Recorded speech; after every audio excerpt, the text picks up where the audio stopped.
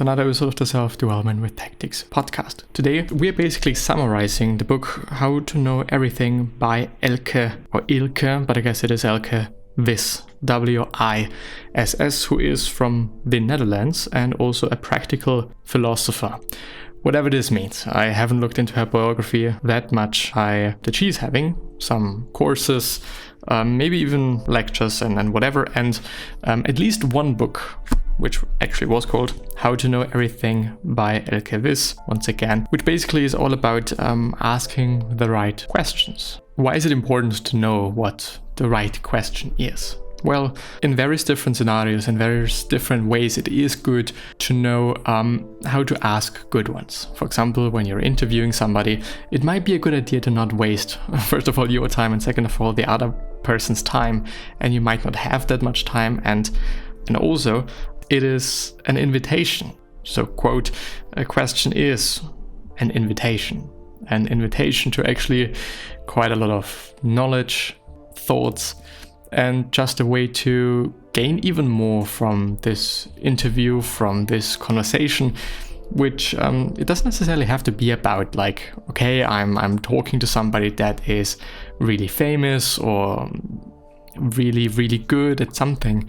It is also really about everyday conversations, and it's basically learning through those conversations. It's learning through these thoughts that other people are having, and this leads to something completely different, which is still connected to that, which is your life, my life, whatever is in my head, whatever I'm thinking about is actually not that interesting.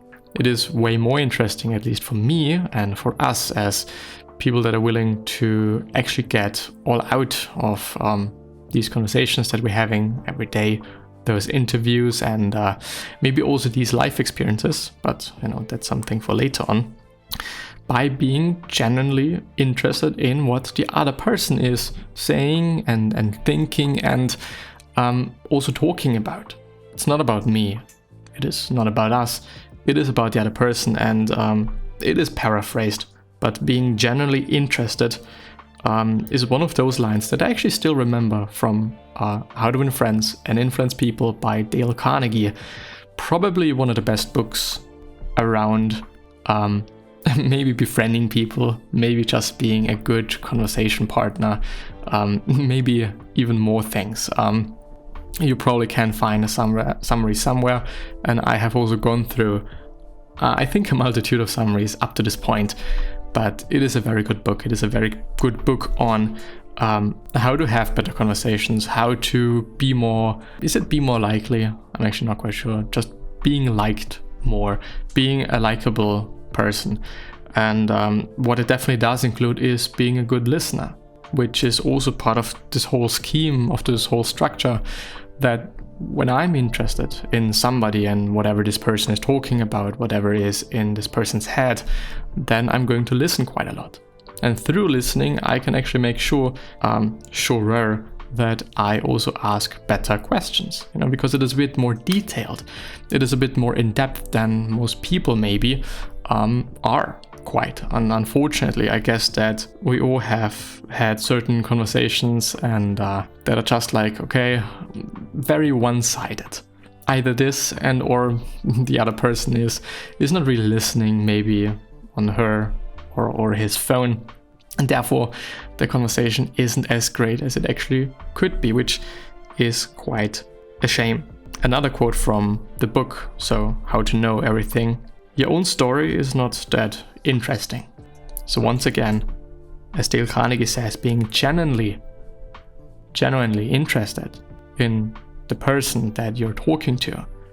First of all, the person itself, herself. Second of all, her or his thoughts, and everything that is actually basically coming out of his or her mouth.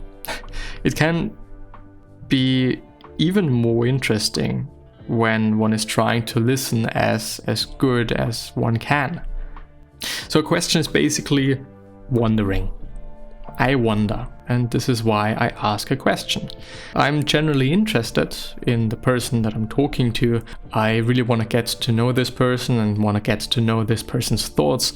So I wonder and ask a question like, what is it really like to be X, Y, or Z?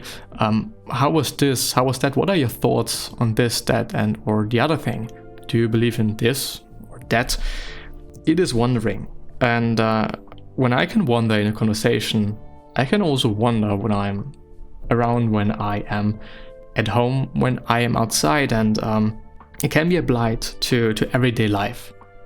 And it is something that you have maybe experienced, hopefully experienced before, that things seem very interesting once one starts to wonder. Why is the tree, or the leaves of the tree, why are they green? Why am I sitting here? Can't I do something better? Why is rain wet or some shit? I don't fucking know. There are many questions one could ask oneself, and there are many things one could be wondering about. So ask questions, wonder, and I think it is also making one's day and life better by being a person that wonders more, a wondrous person, if you would like. So summarizing this bit basically of the book, and I think these are kind of the main thoughts, which are all from Derek Sivers' book notes or summary or whatever you want to call it. So when you Google for Derek Sivers and book notes, and also the book or her, the author, Elke Wiss, W-I-S-S, you're probably going to find it pretty quickly. But asking the right questions is important and useful, because to kind of figure out what the goal is and something, and I guess this might be one of those things that can piss me off the most, working on something and in the end realizing this was actually not the goal.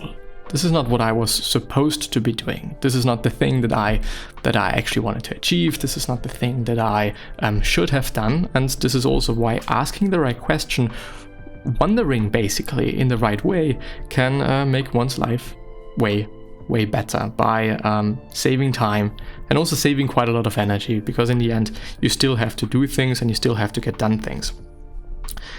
Learning through conversations, so being generally interested, and your own story not being that important. But questions themselves. One can ask pretty good questions and one can ask pretty shitty questions. So what is a good question? A good question is one that is not open-ended, and also not a so-called leading question that just assumes a certain answer already. You know, why would I actually ask such a question? Unless it is like humorous, I'm funny, and whatever. But open-ended questions, what do you think about this? What do you think about that? And not like, do you think that this is great, yes or no? Then it is going to be either a yes or a no, and that is quite it. So also asking the right kind of questions besides asking the right questions. And of course, I've read something about tone of voice. I have read something about all of these little tiny things that also play into, I would actually say, being a likable person and a person that other people want to have conversations with. Of course, when I'm sitting there, arms crossed, and I look like a fucking prick, nobody's going to talk to me. Of course not. But when I look a bit nicer, maybe I'm smiling, maybe I'm sitting in a space where people can actually also approach me. Depends on the setting, of course. You know, this is definitely nothing to generalize. But obviously, then people are also gonna come and people are also going to talk to me. A bit more, a bit less, maybe nicer conversations, and I can actually get something out of this as well, or maybe even more as compared to the other people. Something else I have discovered, or I have seen, that there's something rather interesting, which is called Socratic questions. Apparently this is something Socrates did to gain more information and basically as a teaching method. So let me just quickly deal with that. Designing effective projects, questioning the Socratic questioning technique. I also believe Elke Wiss has a course or book or whatever about that. Yes, Sokrates in Snarkern von der Kunst gut Gespräche zu führen. of the art leading good conversations, basically. Which I think kind of is the German translation of the book that I was just talking about. Might be the case. I do not quite know. Something to note is that this PDF that we're having in front of us is from Intel. So intel.com/content/dam, DAM/ww and whatever. You're probably gonna find it. Socratic questioning technique. The Socratic approach to questioning is based on the practice of disciplined, thoughtful dialogue. Socrates, the early Greek philosopher/teacher, believed that disciplined practice of thoughtful questioning enabled the student to examine these logically and to determine the validity of those ideas. In this technique, the teacher professes ignorance of the topic in order to engage in dialogue with the students. With this acting dumb, the student develops the fullest possible knowledge about the topic. So basically, I would say asking quite a lot of questions. Tips for using Socratic questioning. Plan significant questions that provide meaning and direction to the dialogue. Use wait time. Allow at least 30 seconds for students to respond. Follow up on students' responses. Ask probing questions. Periodically summarize in written key points that have been discussed. Draw as many students as possible into the discussion to and I would say this makes sense also as a leader when I'm thinking about some group work. What is this person thinking about it? What is that person thinking about it? We all have different opinions, and it's most often worthwhile listening to everyone. What are the types of Socratic questions? And there are also some examples. There's the clarification question. For example, what do you mean by? Could you put that another way? What do you think is the main issue? Could you give us an example? Could you expand upon that point further? And questions about an initial question or issue. Why is this question important? Why is this question easy or difficult to answer? Why do you think that?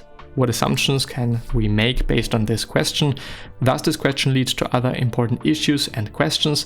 And then there's also the assumption question. Why would someone make this assumption, as well as what is blah blah blah assuming here? What could we assume instead? And so on and so forth. There are more questions, for example, reason and evidence questions. For example, what would be an example? Origin or source questions. Is this your idea or did you hear it from someplace else? Implication and consequence question. What effect would that have? And last but not least, viewpoint questions. How would other groups of people respond to this question? And also why? There's also an example. This, by the way, is copyrighted in 2007. The teacher, what is happening to our global climate? Stan, it is getting warmer. How do you know it is getting warmer? What evidence do we have to support your answer? It is in the news all of the time. They are always saying that it is not as cold as it used to be. We have all of these record heat days. Has anyone else heard of this kind of news? Dennis or Denise, I think, I'm actually not quite sure. Yeah, I have read about it in the newspaper. They call it global warming, I think. And there is a bit more of that, and apparently there is also a literature e-circles to see a Socratic seminar in practice, the unit plan, which is quite interesting. I think for us, it may not necessarily be about teaching. It might be about teaching, I don't know what you're doing, but it may just be about asking better questions, even better questions, even better types of questions. Like when I'm talking to somebody, why do you think that? Do you think that another person, or what do you think would another person say? What would your mother say? And so on and so forth. Of course, I guess it makes sense to also be okay, and this was part of another article, to be okay with silence and feeling good with silence. And there is going to be silence, and I think silence is also good, because nobody wants to talk to somebody that is only talking shit and asking shit questions, you know, just because they want to ask a lot of questions. It wouldn't make sense, you know. There has to be a certain amount of quality when it comes to the questions that you're trying to ask. If this was not the case, I think people are going to be pissed off and not really happy about the conversation. But yeah, this is going to be the end of the stream and also this episode. So I do really hope that I've been able to share something of importance with you and to you, and I hope we'll consider next time. So